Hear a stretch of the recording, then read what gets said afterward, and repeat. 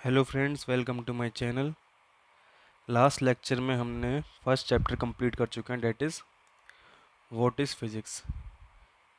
अब हम chapter second start करेंगे, that is physics and mathematics. तो स्टार्ट करते हैं। मैथमेटिक्स जो है ना, is the language of physics. Okay, mathematics is the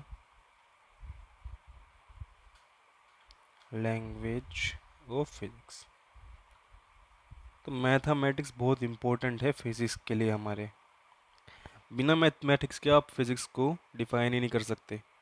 ठीक है, mathematics is the language of physics, लेकिन ये दोनों सेम नहीं है। ठीक है, ये चीज़ भी आप ध्यान में रखना कि ये दोनों चीज़ सेम नहीं है। Mathematics is the language of physics और tool for physics. Okay, now जो हम इस चैप्टर में कवर करेंगे वो टॉपिक हैं कुछ like vector algebra,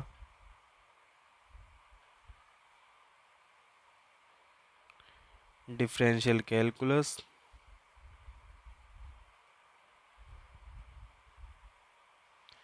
and integral calculus.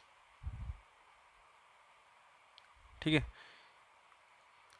ये चीज़ें हम कवर करेंगे और साथ ही हम कवर करेंगे एरर्स इन इंस्ट्रूमेंट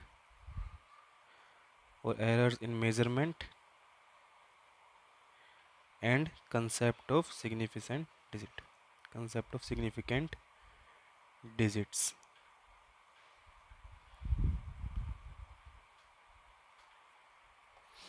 ठीक है, जब भी हम फिज़िक्स को कहीं डिफाइन करेंगे या पूरी थ्रू आउट द लेक्चर्स ना, हम मैथमेटिक्स का यूज़ करने वाले हैं। ठीक है, लाइक बेसिक जैसे हमको पता ही है, अलजेब्रा ये हम यूज़ करेंगे, ट्रिग्नोमेट्री जो आप पढ़ चुके हो पहले ही ये भी हम यूज़ करेंगे, ज्योमेट्री ये भी आप पढ़ चुके होगे।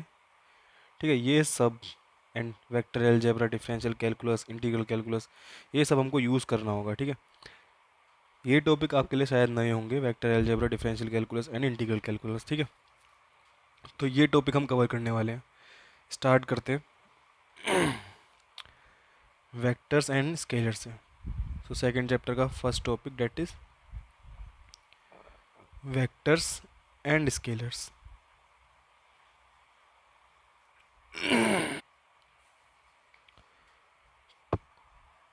तो वेक्टर एंड स्केलर्स पढ़ते हैं। पहले स्केलर समझ लेते हैं ना, स्केलर क्वांटिटी क्या होता है। स्केलर क्वांटिटी तो ये वो क्वांटिटी होती हैं जो सिर्फ नंबर से स्पेसिफाई की जा सकती हैं। ठीक है, और इनको ऐड या सब्सट्रैक्ट करने के लिए ऑर्डिनरी रूल ऑफ अलजेब्रा काफ़ी होते हैं। ठीक है, ऑर्डिनरी रूल ऑफ अलजेब्रा से हम ऐड या सब्सट्रैक्ट कर सकते हैं इन क्वांटिटीज़ को। ठीक है, तो स्केलर क्वांटिटी कौन सी होती है? Quantity which can be represented by only numbers. Quantities या quantity which can be represented only by numbers. ठीक है, एग्जाम्पल लेते हैं हम, मास ले लेते हैं एग्जाम्पल में ना, मास ऑफ अ सिस्टम। ठीक है, सपोज ना मेरे पास एक बॉक्स है जिसका मास क्या है मेरा 5 kg। तो ये क्या है? ये मेरा स्केलर क्वांटिटी। क्यों? क्योंकि सिर्फ मैं मास को एक नंबर से प्रेजेंट कर सकता हूँ। ठीक है, सपोज मेरे पास एक और मास है डेट इज़ m2, इसको m1 मान लेते हैं, ये m2 मेरा 2 kg। तो मुझे जानना है कि अगर दोनों मास को मिला दे जाए मेरे पास कितना मास होगा। तो मुझे सिंपल पता है कि मेरा जो टोटल मास होगा वो होगा मेरा m1 प्लस m2, सिंपल, या फिर ऑर्डिनरी रूल ऑफ अलजेब्रा। ठीक है, डेट इज़ मेरा 7 kg। तो मुझे पता चल गया स्केलर क्वांटिटी क्या होती है जो सिर्फ नंबर से प्रेजेंट कर सकते हैं, और ऑर्डिनरी रूल ऑफ अलजेब्रा काफ़ी होते हैं इनको आइडिया सब्सट्रैक्ट करने के लिए। अब आते हैं हम वेक्टर क्वांटिटीज़ पर। ठीक है, यहाँ थोड़ा ध्यान देने के लिए ज़रूरत है आपको। ये वो क्वांटिटी होती हैं जिनको रिप्रेजेंट करने के लिए number as well as direction की ज़रूरत होती है। So represented by number as well as direction. सबसे सिंपल एग्जांपल है इसका हमारा वेलोसिटी। ठीक है, क्योंकि मैं वेलोसिटी को सिर्फ नंबर से रिप्रेजेंट नहीं कर सकता, इसके लिए मेरे को डायरेक्शन भी चाहिए कि इस डायरेक्शन में वेलोसिटी है मेरी। ठीक है, तो वेलोसिटी जैसे मैंने बताया 5 मीटर पर सेकंड मेरी वेलोसिटी है, तो मुझे ये भी बताना होगा किस डायरेक्शन में है। ठीक है, फॉर एग्जांपल मैं मान लेता हूँ नॉर्थ में मेरी वेलोसिटी 5 मीटर पर सेकंड है, तो मैं बता सकता हूँ अगर ये नॉर्थ है तो इस डायरेक्शन में मेरी क्या है वेलोसिटी 5 मीटर पर सेकंड। तो ऐसी क्वांटिटीज जिनको नंबर भी चाहिए और डायरेक्शन भी चाहिए रिप्रेजेंट करने के लिए, वो वेक्टर क्वांटिटीज़ होती हैं। लेकिन वेक्टर क्वांटिटीज़ सिर्फ यहीं तक डिफाइन नहीं है अभी आगे हम पढ़ेंगे ऐसी भी क्वांटिटीज़ हैं जिनका नंबर भी है डायरेक्शन भी है लेकिन वो वेक्टर क्वांटिटीज़ नहीं है। ठीक है, तो फिलहाल के लिए आप इतना समझ लीजिए कि ये एक नेसेसरी रूल है। ठीक है, पर ये मस्ट नहीं है। ठीक है,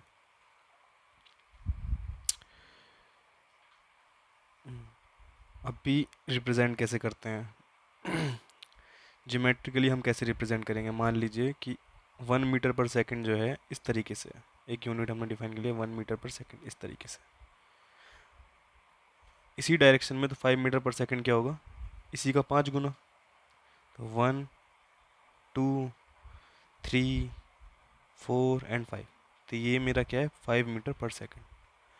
इस तरीके से हम वेक्टर क्वांटिटी को रिप्रेजेंट करते हैं। जैसे जैसे हम क्वेश्चंस करते रहेंगे आगे वेक्टर क्वांटिटी क्योंकि बहुत यूज़ होगा तो आप फैमिलियर हो जाओगे ना। अभी अभी तो हम ऐसे रिप्रेजेंट कर रहे हैं लेकिन हम जब क्वेश्चन सोल्व करते हैं तो ऐसे नहीं करते, सिंपल ऐसे बना देते हैं। ठीक है, फिलहाल के लिए आप समझो अगर एग्जैक्ट हमको रिप्रेजेंट करना है तो इस तरीके से ही रिप्रेजेंट करेंगे। अगर यूनिट मुझे पता है तो हम किसी भी नंबर को उसी डायरेक्शन में रिप्रेजेंट कर सकते हैं। एक और पॉइंट इसके लिए वेक्टर क्वांटिटी के लिए, जो फ्रंट एंड है, ठीक है, ये जो फ्रंट एंड मैंने एरो से बनाया है इसी तरीके से रिप्रेजेंट करते हैं, जिस तरफ डायरेक्शन हो उसी तरफ एरो बनाया जाता है। तो जो फ्रंट एंड है मेरा, the front end carrying the arrow is called head, is called the head. तो इसको हम क्या कहते हैं, head. And the rear end is called tail. ठीक है, इसको हम क्या कहते हैं, टेल। तो ये आपको समझ आ गया होगा वेक्टर क्वांटिटी के बारे में। फर्दर इनको ऐड या सब्सट्रैक्ट करने के लिए ऑर्डिनरी रूल ऑफ अलजेब्रा काम नहीं आते। ठीक है, हमें यूज़ करना होता है क्या, ट्राइंगुलर रूल ऑफ एडिशन।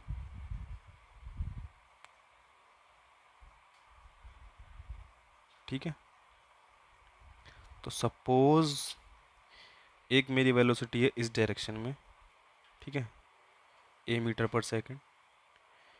एक मेरी वेलोसिटी है इस डायरेक्शन में b मीटर पर सेकंड।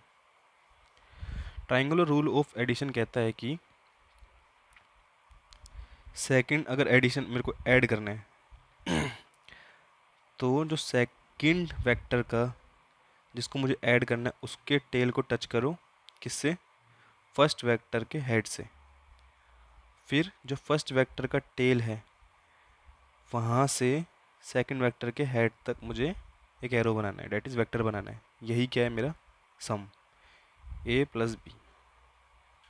ठीक है, सिंबल क्या यूज़ होते हैं वेक्टर को, ठीक है, जो सिंबल यूज़ होता है रिप्रेजेंट करने के लिए वो होता है, suppose this is A B, तो ए बी एक वेक्टर है तो मैं कैसे रिप्रेजेंट करूँगा, ए बी और ऊपर एक एरो बना दूंगा, that is the symbol. Book में हम कैसे, बुक में कहीं बुक में क्या क्या होता है कि बोल्ड में दिया होता है, ये चीज़ ना बोल्ड में दी होती है रिप्रेजेंट करने के लिए कि ये क्या है, वेक्टर है। ठीक है, हम लोग क्या करेंगे, हम सिंपल एरो बना देंगे या सिंपल एक बार बना देंगे, ये क्या है, वेक्टर है। ठीक है, ये सिंबल होते हैं, लिख देता हूँ सिंबल ऐसा होता है। अभी एक पॉइंट आता है, ठीक है, यहाँ से एक पॉइंट आता है ट्राइंगुलर रूल ऑफ एडिशन से। अभी आपको ना शायद समझने में प्रॉब्लम हो रही है क्योंकि नया नया कंसेप्ट आया है, धीरे धीरे आप सब समझ जाओगे इसमें ना, बने रहना बस। जो तो हम समझते हैं ना इसका एक point, triangular rule of addition हमने पढ़ लिया। तो वेक्टर क्वांटिटी के बारे में एक और चीज़ जानते हैं, the physical quantity, the physical quantities which have magnitude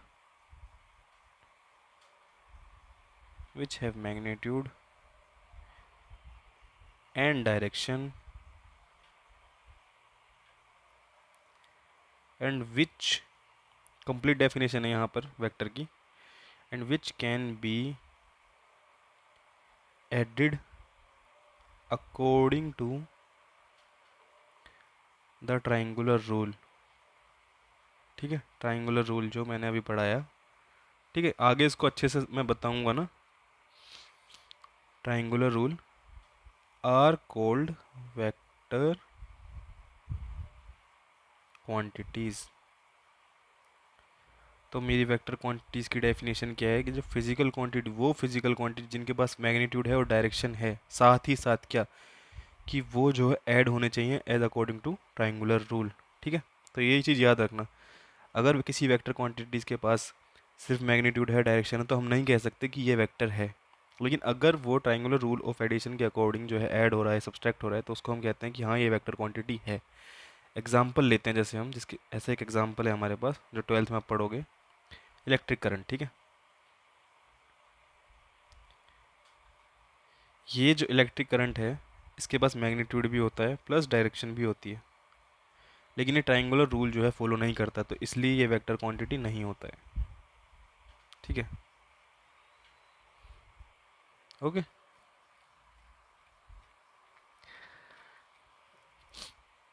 next topic है हमारा, तो यहाँ तक आप समझ गए स्केलर और वेक्टर में डिफरेंस समझ गए होगे, स्केलर और वेक्टर क्या होते हैं ये समझ गए होगे।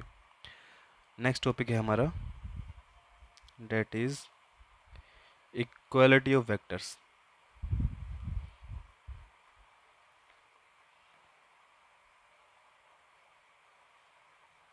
ठीक है, तो two vector representing two values of the same, ठीक है लिख लेते हैं हम इसको, two vectors representing two values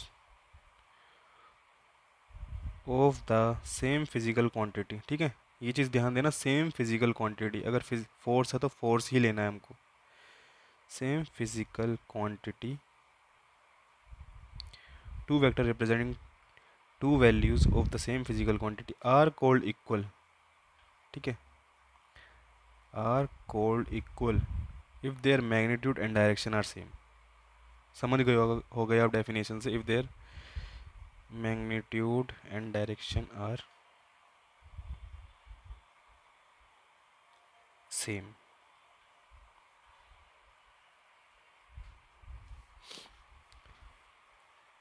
तो डेफिनेशन से वैसे समझ आ रहा होगा, फिर भी मैं बता देता हूँ। मान लीजिए मेरे पास एक वेक्टर है हेयर, दैट इज़ 5 मीटर पर सेकेंड, और ये क्या वेलोसिटी को रिप्रेजेंट कर रहा है, वेलोसिटी को रिप्रेजेंट कर रहा है।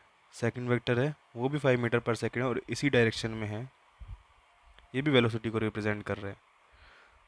तो ये ए वेक्टर है, ये बी वेक्टर है, तो मैं कह सकता हूँ हाँ A and B are equal. क्यों? क्योंकि इनका मैग्नीट्यूड सेम है, फर्स्ट डायरेक्शन सेम है, सेकंड और सेम फिजिकल क्वांटिटी को रिप्रेजेंट कर रहे हैं। मान लीजिए यहाँ वेलोसिटी ना होकर फोर्स होता, तो क्या ये ए और बी वेक्टर इक्वल होते? नहीं। ठीक है, क्योंकि ये सेम फिजिकल क्वांटिटी को रिप्रेजेंट नहीं करते। मान लीजिए कि इसकी डायरेक्शन कुछ और होती, कुछ ऐसे होती, तो क्या ये इक्वल है? अभी नहीं। क्यों? क्योंकि इनकी डायरेक्शन अलग है। और अगर ये नंबर ही चेंज हो जाए, 5 की जगह 3 होता, तो क्या अभी इक्वल है? नहीं, क्योंकि नंबर ही डिफरेंट है। तो मेरे को 3 ऐसी कंडीशन चाहिए, एक नंबर सेम, मैग्नीट्यूड सेम होना चाहिए, डायरेक्शन सेम होनी चाहिए, प्लस सेम फिजिकल क्वांटिटी को रिप्रेजेंट करने चाहिए। यहाँ से एक और पॉइंट आता है कि parallel translation of a vector does not bring about any changes in it. ठीक है, थस मैं कंक्लूड कर सकता हूँ क्या, a parallel translation of a vector does not bring about any change in it। ठीक है, तो मैं ये वेक्टर चाहे ऐसे बनाऊँ या इसके पैरेलल में भी मैं बना दूँ, सेम मैग्नीट्यूड होना चाहिए, सेम डायरेक्शन है, सेम मैग्नीट्यूड है, सेम फिजिकल क्वांटिटी, तो ये इक्वल है। तो पैरेलल, यही पॉइंट है क्या, parallel translation of a vector does not bring about any changes in it. ठीक है, थर्ड टॉपिक पर आते हैं हम। सेकंड चैप्टर का थर्ड टॉपिक हमारा क्या है, एडिशन ऑफ वेक्टर। ठीक है, अभी हमने बेसिक बेसिक पढ़ा था ऊपर, ट्रायंगल रूल ऑफ एडिशन हम यूज़ करते हैं। यहाँ पे हम कंप्लीट उसको मैथमेटिकली भी देखेंगे कि एडिशन ऑफ वेक्टर होता कैसे है। ऊपर जो हमने देखा था ना उसको कहते हैं ज्योमेट्रिकल मेथड। क्यों? क्योंकि मैंने एग्जैक्ट एक वेक्टर ए बनाया हुआ है, एग्जैक्ट मैंने बी वेक्टर बनाया हुआ है, तो मैं जब ग्राफ पेपर या कहीं पर सी वेक्टर बनाऊंगा तो मैं उसको स्केल से नापूंगा। ठीक है, कि कितना लेंथ है इसका, डायरेक्शन में वहाँ से पता लगाऊंगा कितना डिग्री है। ठीक है, तो मुझे पता होगा, लेकिन प्रैक्टिकली हम हमेशा ये नहीं कर सकते ना। तो हम अभी हम देखेंगे मैथमेटिक्स क्या है इसके पीछे। ओके, ठीक है, तो हम जो है दो वेक्टर ले लेते हैं ना, ए एंड बी। ठीक है, यहाँ पर हम पैरेललोग्राम, एक लॉ ऑफ एडिशन है जो ट्राइंगुलर रूल ऑफ एडिशन के ही सिमिलर है, थोड़ा सा अलग बना दिया है बस उसको। ठीक है, हम दो वेक्टर ले लेते हैं ए एंड बी। ठीक है, ट्राइंगुलर रूल ऑफ एडिशन क्या कहता है, ए का टेल एंड सेकंड का हेड को मिला दो, this is A plus B. ठीक है, यही है। अभी हमने पढ़ा कि मैं वेक्टर को पैरेलल भी रख दूं या पैरेलल में कर दूं तो कोई फ़र्क नहीं पड़ेगा। ठीक है, तो बी वेक्टर को मैं पैरेलल कर देता हूँ, यहाँ पर कौन साइड कर देता हूँ, ए के टेल से। ठीक है, और मैं इस पैरेललोग्राम को ऐड कर देता हूँ। ठीक है, ए को भी मैं यहाँ कर देता हूँ, तो एक पैरेललोग्राम बन गया ये। तो पैरेललोग्राम रूल ऑफ एडिशन क्या कहता है, अगर मेरे पास ए वेक्टर है एंड बी वेक्टर है, ठीक है, एंड दोनों के टेल जो है कोइंसाइड कर रहे हैं, तो सी वेक्टर क्या होगा, इसके बीच से जाएगा ऐसे। ठीक है, कैसे जाएगा, यहाँ से मुझे एडजेसेंट एक पैरेलल वेक्टर बनाना है सेम, यहाँ से मेरे को पैरेलल वेक्टर बनाना है। तो ए और बी का जो यहाँ पॉइंट मीट कर रहे हैं वहाँ से यहाँ तक क्या है, ए प्लस बी। ठीक है, अब मैथमेटिक्स समझते हैं हम इसका ना, फिर से बनाते हैं अच्छी तरीके से डायग्राम, वहाँ से समझेंगे। सपोज मेरे पास ए बी वेक्टर है। ठीक है, दिस इज ए, सॉरी ये this point is A B, जिसका मैग्नीट्यूड है, ठीक है, ए वेक्टर। सपोज मेरे पास बी वेक्टर है लाइक दिस। ठीक है, दिस इज पॉइंट सी, इसको हम क्या कहेंगे, बी वेक्टर। ठीक है, पैरेललोग्राम रूल ऑफ एडिशन के अकॉर्डिंग लिख लेता हूँ यार मैं, पैरेललोग्राम रूल ऑफ एडिशन। ठीक है, यहाँ से हम देखेंगे इसका मैथमेटिकल बैकग्राउंड। यहाँ से मैं पैरेलल वेक्टर बनाता हूँ सेम। ठीक है, यहाँ से भी, तो मेरा जो ए प्लस बी वेक्टर होगा ये होगा ए प्लस बी। नो हम फाइंड करते हैं कि ए प्लस बी है क्या। ये पॉइंट को हम डी नाम दे देते हैं। ठीक है, यहाँ से मैं एक लाइन खींच लेता हूँ यहाँ तक, इसको दे दिया मैंने ई, ये परपेंडिकुलर है। ठीक है, 90 डिग्री।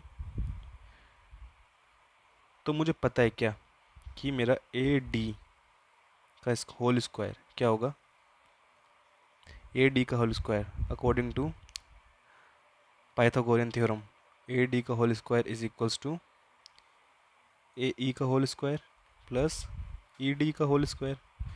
मुझे पता है ए ई क्या है, A B plus B E, इसका whole square, and D E का होल स्क्वायर। ठीक है, ए डी तो मुझे फाइंड करना है, ए प्लस बी वेक्टर यही है ना, यही मुझे फाइंड करना है इसका मैग्नीट्यूड फिलहाल।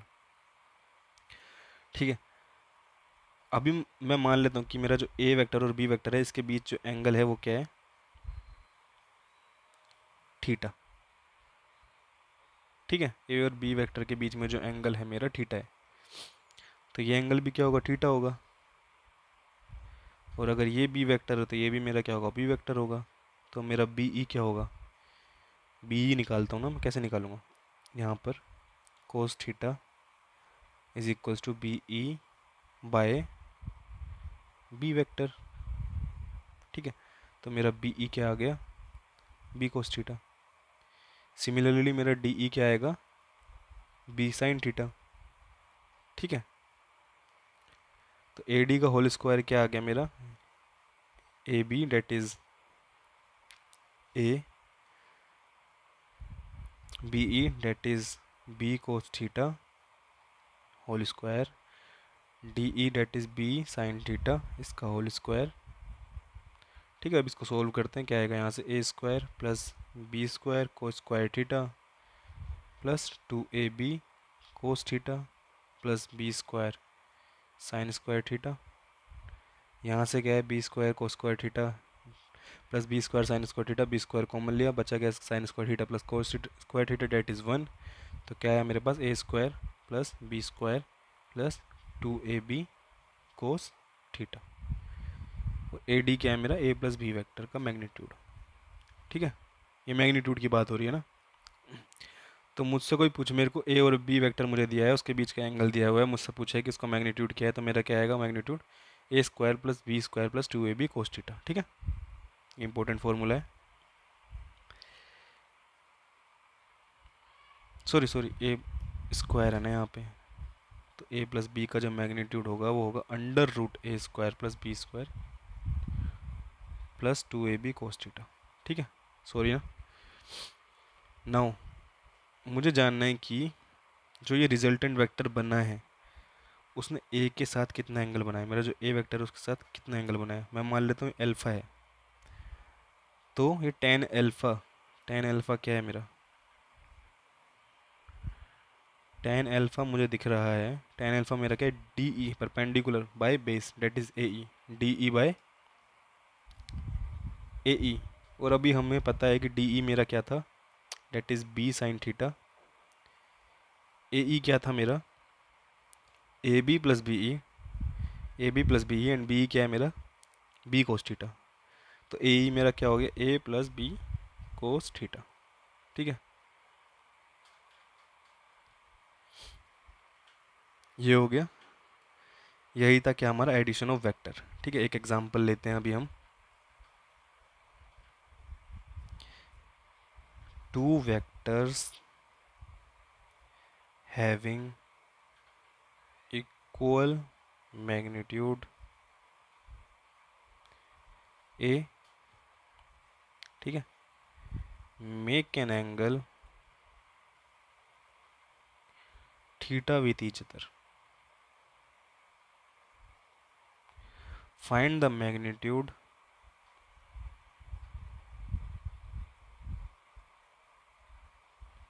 And direction of the resultant.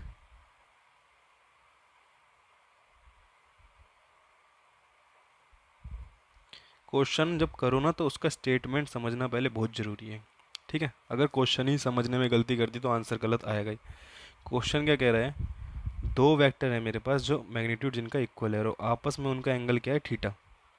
ठीक है, मेरे पास सपोज एक एंगल वेक्टर है ए, एक वेक्टर है बी, इन दोनों का ही मैग्नीट्यूड क्या है मेरा, ए, मैग्नीट्यूड इन दोनों का ही मेरा ए है, और ये आपस में एंगल कितना बना रहे हैं, थीटा।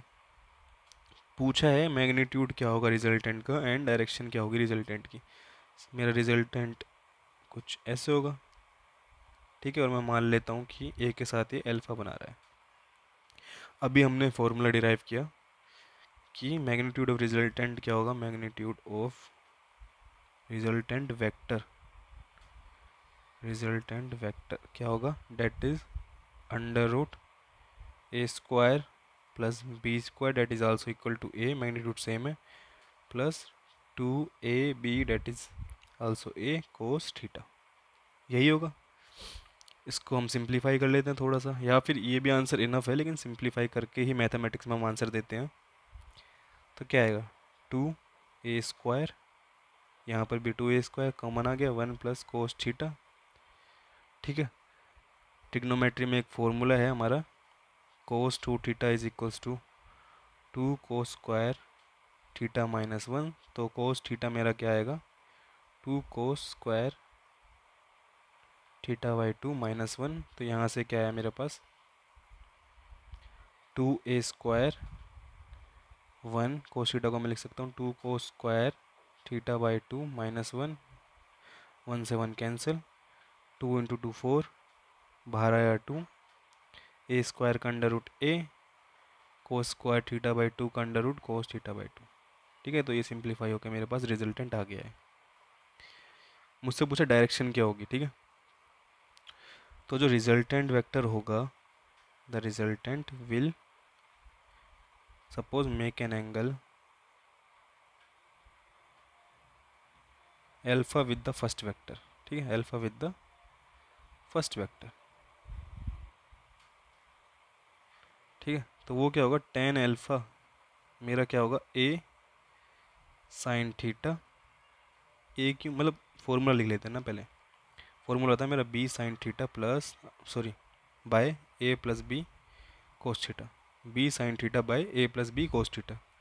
बी की वैल्यू मेरी क्या है, ए साइन थीटा, थीटा की वैल्यू थीटा, ए की मेरी वैल्यू क्या है, ए, बी की मेरी वैल्यू क्या है, ए, यहाँ क्या है, कोस थीटा, ए साइन थीटा, ठीक है। ये भी सिंप्लीफाई हो सकता है ना आराम से, क्यों, साइन थीटा का भी एक ट्रिग्नोमेट्री में फॉर्मूला होता है, साइन 2 थीटा को हम लिखते हैं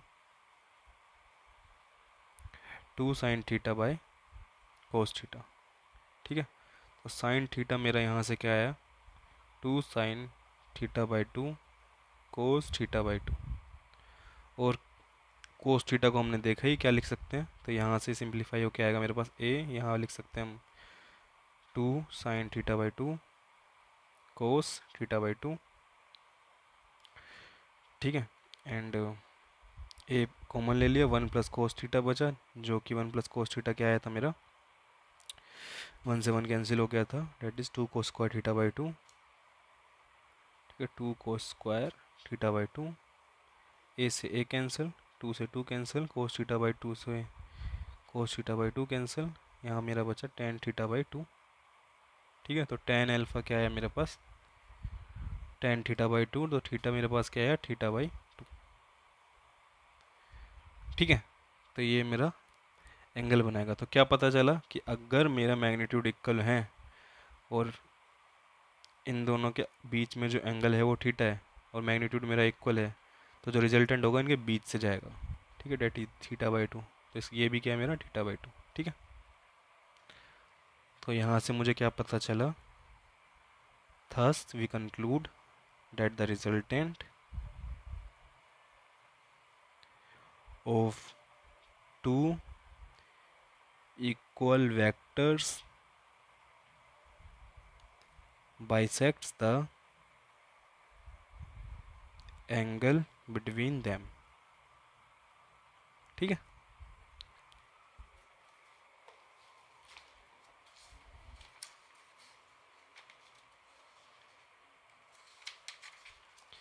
नेक्स्ट टॉपिक पे आते हैं हम, that is multiplication of vector by number, multiplication of vector by a number.